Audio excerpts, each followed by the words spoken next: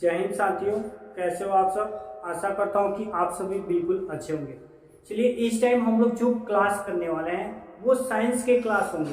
Science में हम लोग फिजिक्स का क्वेश्चंस करने वाले हैं। साइंस में फिजिक्स का, और फिजिक्स का जो पहला पार्ट है प्रकाश, ठीक है, फिजिक्स का जो पहला पार्ट है प्रकाश, ठीक, उसके बारे में हम लोग चर्चा करेंगे। उस पार्ट में जो भी इम्पोर्टेंट क्वेश्चंस आपको है वो आपको कराए जाएंगे, जो एग्जाम में बहुत बार पूछे जा चुके हैं। इतने इम्पोर्टेंट क्वेश्चंस हम लोग करने वाले हैं इस टाइम में। आइए देखते हैं पहला क्वेश्चन क्या है, किस टाइप से पूछा गया है। आइए हम लोग क्वेश्चन की तरफ। पहला क्वेश्चन कर रहा है, किस दर्पण की फोकस दूरी ऋणात्मक होती है। कैसी होती है? ऋणात्मक।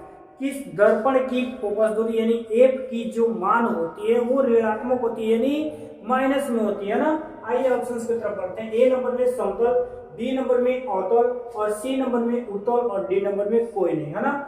क्या वो ऐसा दर्पण है, समतल दर्पण ऐसा दर्पण है कि उसका फोकस दूरी ऋणात्मक होती है, या फिर अवतल दर्पण है, या फिर उत्तल, या फिर कोई नहीं। चलिए हम लोग चलेंगे बी की तरफ, है ना, यानी अवतल दर्पण। अवतल दर्पण की फोकस दूरी जो होती है वो क्या होती है? ऋणात्मक होती है। क्या होती है? ऋणात्मक। तो धनात्मक किसकी होती होगी? आप लोग बिल्कुल समझ गए होंगे, है ना। यानी धनात्मक होती होगी उत्तल दर्पण की, होती होगी नहीं, होती है। यानी अवतल दर्पण की फोकस दूरी ऋणात्मक और उत्तल दर्पण की फोकस दूरी धनात्मक। अगले क्वेश्चन को हम लोग देखेंगे। दो नंबर क्वेश्चन को देखते हैं। कह रहा है कि कौन सा लेंस अपसारी लेंस भी कहा जाता है। कौन से लेंस को हम लोग क्या कहते हैं? अपसारी लेंस। कौन सा लेंस? अपसारी लेंस कहा जाता है। आइए हम लोग ऑप्शन की तरफ बढ़ेंगे। अवतल लेंस मिला है ए नंबर में, बी नंबर में उत्तल लेंस, सी नंबर में अवतल एवं उत्तल दोनों को कहते हैं, और डी नंबर में कोई नहीं। किस लेंस को क्या कहते हैं? अपसारी लेंस कहते हैं जी, है ना। अभिसारी नहीं, अपसारी। ठीक, तो इसका जो सही आंसर होगा आपका जाएगा ए नंबर पे। अवतल लेंस को हम लोग अपसारी लेंस कहते हैं, तो उत्तल लेंस को हम लोग क्या कहेंगे? अभिसारी लेंस कहेंगे। अवतल लेंस को अपसारी लेंस और उत्तल लेंस को अभिसारी लेंस कहेंगे। अगले क्वेश्चन में कह रहे हैं, विशालक शीशा होता है क्या? ऐसा विशालक शीशा जो होता है वो कैसा होता है, किसको कहते हैं? आइए ऑप्शन की तरफ बढ़ते हैं।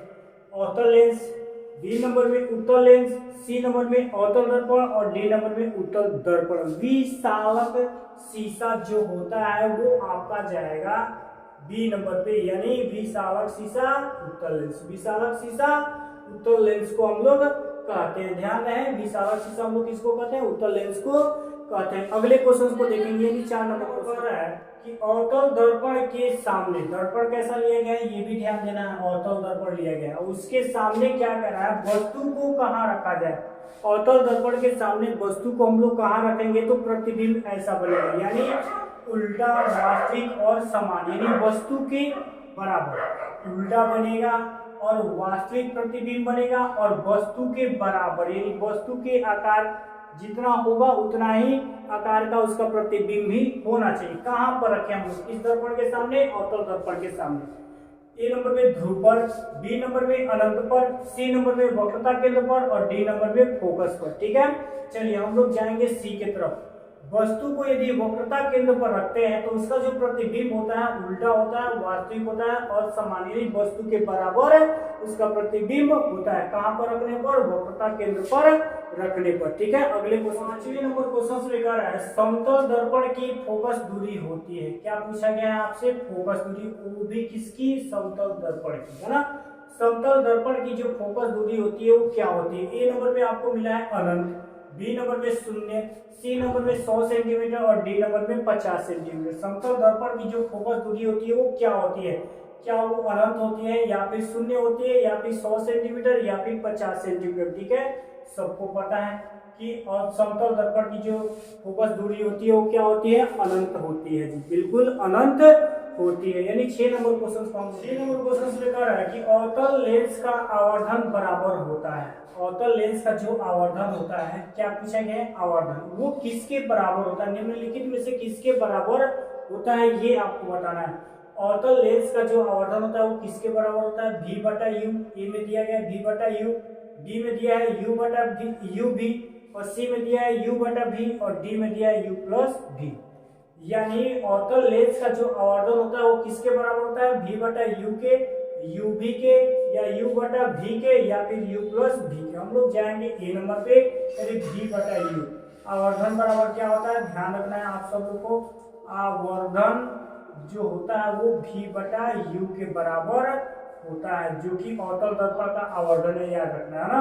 7वें नंबर क्वेश्चन में कह रहे हैं लेंस द्वारा उत्पन्न आवर्धन की एसआई इकाई क्या होता है। लेंस द्वारा, किसके द्वारा, लेंस के द्वारा जो उत्पन्न आवर्धन होता है उसका एसआई इकाई क्या होता है, एसआई मात्रक जो होता है उसका क्या होता है। क्या वो मीटर होता है या फिर सेंटीमीटर होता है या फिर मिलीमीटर या फिर मात्रक विहीन, यानी कोई मात्रक उसका होता ही नहीं। लेंस द्वारा उत्पन्न आवर्धन की एसआई इकाई, लेंस द्वारा उत्पन्न आवर्धन की एसआई इकाई जो होती है, क्या वो मीटर होती है या फिर सेंटीमीटर होती है या फिर मिलीमीटर होती है या फिर मात्रक विहीन होती है। तो हम आपको बता देना चाहते हैं कि इसका आंसर जो होगा वो आपका डी नंबर, यानी मात्रक विहीन, यानी कोई उसका मात्रक नहीं होता है। लेंस द्वारा जो उत्पन्न आवर्धन होता है उसका एसआई मात्रक बिल्कुल नहीं होता है जी। आइए हम लोग अगले क्वेश्चन, 8वें नंबर क्वेश्चन में कह रहा है वायु में प्रकाश की चाल, वायु में प्रकाश की चाल निर्वात की अपेक्षा होती है, निर्वात की अपेक्षा। सबसे पहले जो प्रकाश है ना वो निर्वात में आती है, उसके बाद से वायुमंडल में आती है।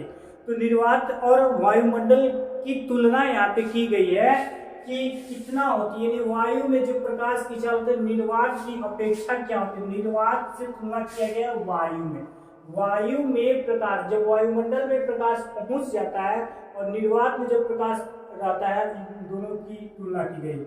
ए नंबर में कम, बी नंबर में ज्यादा, सी नंबर में समान और डी नंबर में कोई नहीं, है ना। यानी वायु में प्रकाश की चाल निर्वात की अपेक्षा क्या होती है, बिल्कुल कम होती है, जो कि आपको ऑप्शन ए नंबर में नजर आ रहे होंगे। ठीक है, वायु में जो प्रकाश की चाल होती है ना वो कम हो जाती है, निर्वात से जब चल करके आती है, वायु में जैसे ही प्रकाश प्रवेश करती है तो उससे थोड़ा सा कम हो जाता है, ज्यादा नहीं थोड़ा सा कम हो जाती है, थोड़ा कम ही होता है, थोड़ा सा अधिक ही होता है ना। ठीक है, यानी वायु में प्रकाश की चाल जो होती है निर्वात की अपेक्षा कम होती है। अगले नंबर क्वेश्चन को देखते हैं, कह रहा है कि विद्युत का अच्छा चालक है। जो ऑप्शंस दिए गए हैं उसमें से हमको बताना है कि जो विद्युत का है वो अच्छा चालक कौन सा है, इसमें से विद्युत का अच्छा चालक कौन सा है। ए नंबर में लकड़ी, बी नंबर में प्लास्टिक, सी नंबर में कार्बन और डी नंबर में चांदी। क्या ये लकड़ी अच्छा चालक है क्या विद्युत का, या फिर प्लास्टिक है, या फिर कार्बन, या फिर चांदी, है ना। लकड़ी तो बिल्कुल नहीं हो सकता है, प्लास्टिक तो बिल्कुल नहीं हो सकता है, कार्बन तो इसका दुश्मन है। चलिए आप लोग चांदी पर चलिए, है ना। यानी विद्युत का अच्छा चालक जो होता है वो क्या होता है, डी में जो आपको ऑप्शन नजर आ रहे होंगे, यानी चांदी, है ना। बिल्कुल चांदी अच्छा चालक होता है विद्युत का। अगले क्वेश्चन से 10वें नंबर क्वेश्चन, 10वें नंबर प्रश्न में कह रहा है प्रकाश के परावर्तन के कितने नियम हैं। प्रकाश के परावर्तन के कितने नियम हैं ये सबको पता है, ये अगर नहीं पता है तो कुछ भी पता नहीं है। प्रकाश के परावर्तन के कितने नियम होते हैं, क्या वो 1 होता है या फिर 2 होता है या फिर 3 होता है या फिर 4 होता है, सबको पता होना चाहिए सबको, क्योंकि ये बिल्कुल ही आसान क्वेश्चन है। प्रकाश के परावर्तन के कितने नियम है, तो बिल्कुल 2 नियम है, जो कि आपको ऑप्शन बी में नजर आ रहे होंगे, है ना। चलिए 10 क्वेश्चन हम लोग कंप्लीट कर चुके हैं। ये 10 क्वेश्चन आपको कैसे लगे कमेंट बॉक्स में जरूर बताइएगा। आज के लिए इतना ही, अगले सब्जेक्ट के साथ हम लोग फिर से क्वेश्चन को लेकर के उपस्थित होंगे। तब तक के लिए जय हिंद।